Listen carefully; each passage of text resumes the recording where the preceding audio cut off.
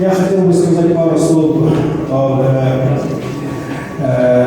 этническом блогинге на примере Петра Черкашина Тускуна. Вот. Петр Черкашин, ну, сейчас уже среднего возраста, да, ему под 40. Вот, но когда он начинал свою общественную деятельность, он был очень молодым человеком. Вот, он первым сделал полку добра. Вот, и у него было 27 тысяч подписчиков в социальных сетях. Ага. И благодаря этим подписчикам, которых он имел, и вот он писал посты на якутском языке.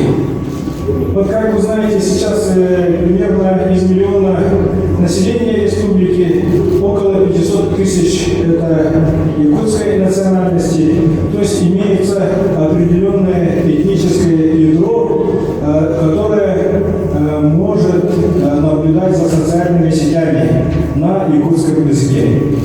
Вот. И Петр Черкашин для меня показателен тем, что он был выбран партией «Единая Россия» на выборах в Государственную Думу в качестве одномандатника. И имея 27 тысяч подписчиков, он смог создать действующий штаб, смог четко наладить выборную работу и занял второе место. Вот я думаю, что если бы было бы уделено больше внимания его кампании, он мог бы даже победить Амосова, Петра Леонидовича, который стал победителем тех выборов.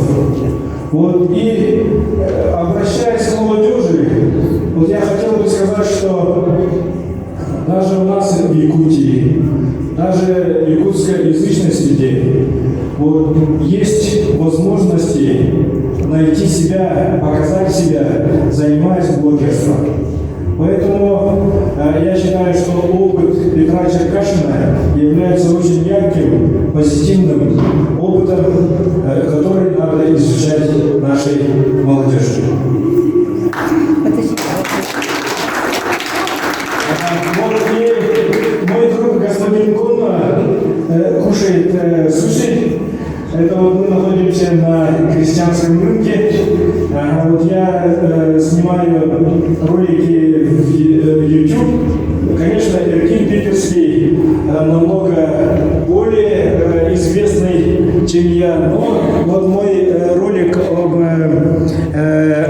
крестьянском рынке города Якутска набрал 100 тысяч просмотров.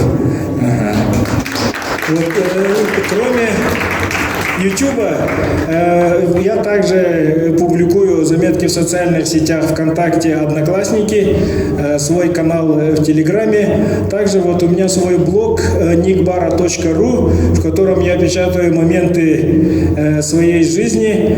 Ну, там больше всего просмотров набрал пост о том, как я болел коронавирусом. Где-то свыше 120 тысяч просмотров получил. Но там я очень за 2 недели похудел, и там на видео было видно, что вот я действительно изможденный, голодный, больной коронавирусом блогер. Вот, ну и кроме этого, по предложению первого президента Михаила Ефимовича Николаева мы создали сайт «Усадебное хозяйство в Якутии», где я вот ежедневно публикую заметки по огородничеству, по дачной жизни, по усадьбе, всякие законодательные инициативы, новости правительства, связанные вот с дачей, с огородом, с усадебным хозяйством. Поэтому как бы я стараюсь показать миру, россиянам, ну и самим жителям республики вот, нашу жизнь, как мы живем и так далее. Также вот я ежедневно публикую свой градусник, который мы как-то случайно по случаю купили в городе Якутске. Он специально сделан вот Угаровым профессором до минус 72 градусов. И он очень хорошо оформлен. Жаль, что такие градусники не продаются сейчас. Вот, и там я публикую ежедневно температуру. Вот недавно, 4 дня назад у нас в Якутске было по моему градуснику минус 50 градусов. Но самая низкая температура была года 3 назад минус 54 градуса. Ну, а летом я пытаюсь фотографировать дневные температуры, но получаю много нареканий и хейта от своих зрителей, потому что они говорят, что в дневное время лишнее показывает. Но там было плюс 39 у меня, вот самая большая температура летом на моем градуснике. То есть фактически на моем градуснике 94 градуса разницы между летней жарой и зимними холодами. Спасибо за внимание.